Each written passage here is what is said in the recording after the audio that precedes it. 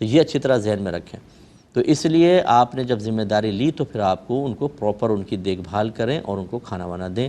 ایسی بلی وغیرہ پالی ہوتی ہے، گھر سے اس کو کہیں جانے بھی نہیں دیتے اور اس کو پیٹ بھر کے کھانا بھی نہیں کھلا رہے۔ آپ کے نبی کریم نے تو 70 بار کا حکم فرمایا۔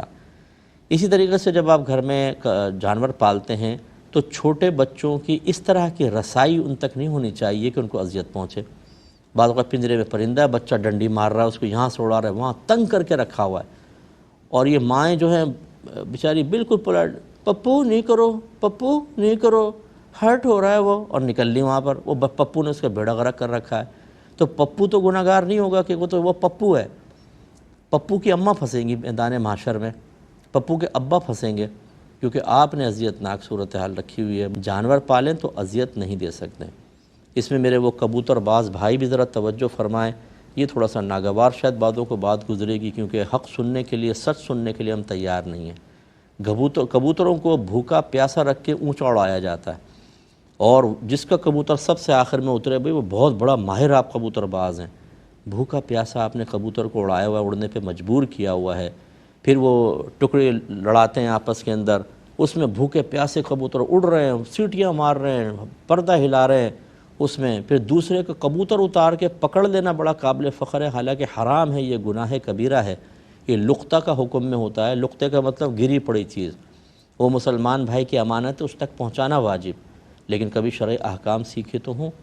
تو پھر ان جانوروں کو زیادہ کھلاتے پلاتے اس لیے نہیں ہے کہ ہلکے پھلکے ہوں گے تو تیزی کے ساتھ اڑیں گے، تو ان کو تھوڑا بہت وہ، بلکہ تو پانی ڈالتے ہیں بعض اوقات، تو اس لالچ میں اتر آتے ہیں، تھوڑا بہت دانہ ڈالا، بھوکے پیاسے کبوتر بیچارے۔ تو یہ جو کبوتر باز لوگ ہیں، ان کی بھی آخرت بہت شدید خطرے میں ہے۔ یقیناً میں نے جیسے آپ کو عرض کیا کہ جو اس کے شوق میں ہے نا، وہ بیوی کو چھوڑ دیں گے، بچوں کو چھوڑ دیں گے، کبوتر نہیں چھوڑ سکتے، اتنا ان کو شوق ہوتا ہے جو بڑے کبوتر باز ہیں۔ اور جب یہ مریں گے، اللہ آپ کو آپ کی بخشش فرمائے، اللہ تعالیٰ آپ کی مغفرت کرے، آپ ہمارے جو بھی ایسے مسلمان بھائی بہن ہیں وہ مطلب ہمیں اس سے قلبی لحاظ سے کچھ بھی نہیں، ہم تو دعا کر رہے ہیں آپ کے لیے، لیکن مجھے خوف یہ ہے کہ یہ بروز قیامت کبوتروں کے احتساب میں بہت شدید پھنسیں گے، کیونکہ پوری زندگی کا ظلم ہے، پوری زندگی آپ نے دوسروں کے کبوتر اتار کے حرام مطلب یہ کہ معاملہ کیا کہ اس پہ قبضہ کر لیا، حالانکہ آپ کے حق میں شرعاً جائز نہیں تھا۔ اور بعض اوقات یہ ویڈیو بناتے ہیں کبوتروں کے اوپر نا، کسی کی چھت پہ چلے گئے تو جو کبوتر پکڑا ہوتا ہے اس پہ کہتے ہیں جی ماشاءاللہ آپ نے کبوتر پکڑ لیا۔ اب دوسرے کا کبوتر پکڑنا اس کی اجازت کے بغیر یہ حرام اور گناہ کبیرہ ہے، اور آپ اس پہ کلمہ تحسین کہہ رہے ہیں ماشاءاللہ آپ نے کبوتر پکڑ لیا، یہ تو ایمان کے لیے بھی بہت شدید خطرہ ہے۔ تو جتنے یہ ویڈیو بنا کے ہمدردی کے اندر آپ ڈال رہے ہیں یوٹیوب کے اوپر، میں ان بچوں سے گزارش کرتا ہوں کہ بیٹا تھوڑا سا دین سیکھ لیجئے آپ، اگر آپ کچھ کرنا چاہتے ہیں،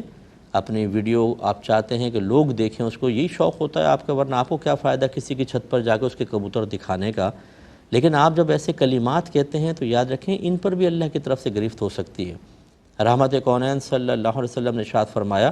کہ بعض اوقات انسان اپنی زبان سے ایک کلمہ نکالتا ہے اور اسے اس کی برائی یا قباحت کا احساس بھی نہیں ہوتا، اور وہی کلمہ اسے جہنم میں لے جانے کا سبب بن جاتا ہے۔ اس لیے یہ بڑے خطرات ہیں ہمارے اس میں۔ اسی طریقے سے جو کبوتر بیچ رہے ہوتے ہیں نا، اب ان کی اپنی مجبوریاں ہوتی ہیں، بہرحال اللہ، یعنی کبوتر نہیں کوئی بھی جانور بیچ رہے ہوتے ہیں، اتنے چھوٹے چھوٹے پنجروں کے اندر جانور بھرا پڑا ہے، اور وہ بیچارے نہ ان کو دانہ صحیح دے رہے ہیں، نہ پانی صحیح دے رہے ہیں، روزانہ اٹھا کے اندر، روزانہ اٹھا کے باہر، اور بڑی آزمائش ہے اس کے اندر ان لوگوں کے لیے کہ جو مسلسل ایسے جانوروں کے لیے اذیت اور تکلیف کا سبب بن رہے ہیں۔ بتانا ہمارا کام ہے۔ اب آپ کہیں گے صاحب کہ ہم کام چھوڑ دیں، مطلب میں یہ تو نہیں کہہ رہا ہوں کام چھوڑ دیں، لیکن آپ کو بہرحال ایسا طرز عمل اختیار کرنا ہوگا کہ ان کو مسلسل اذیت اور تکلیف سے بچانا تو آپ کی ذمہ داری ہے۔ اگر آپ کہتے ہیں دکان ہی چھوٹی ہے کیا کریں، تو پھر بس یہ ضرور ہے کہ آپ ایک ذہن میں رکھیں کہ بروز قیامت اس کا حساب ہونا ہے۔ اب اللہ تبارک و تعالیٰ آپ کے ساتھ کیا معاملہ کرتا ہے، جو مجبوری آپ مجھے بتانا چاہ رہے ہیں صاحب دکان چھوٹی ہے، جانوری تو رکھنا ہے، یہی اللہ کی بارگاہ میں پیش کر دیجئے گا۔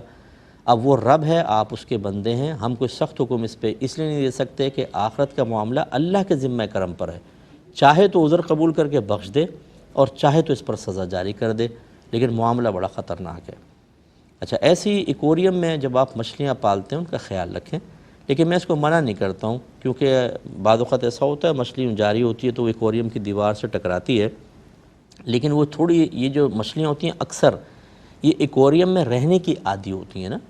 اور یہ ان کا طریقہ یہ ہوتا ہے، آپ دیکھیں پتھر سے اپنا منہ ماریں گی، دیوار سے مارتی رہیں گی، یعنی تھوڑی تھوڑی چیزیں ذرات وغیرہ حاصل کرتی ہیں، تو ان کے لیے کوئی ایسا باعث تکلیف نہیں ہوتا کہ بلڈ نکل آئے یا ان کو کوئی وہ ہو، تو یہ گنجائش نکلے گی، لیکن اس میں بھی ان کا خیال کریں، آکسیجن کا خیال کیجئے آپ،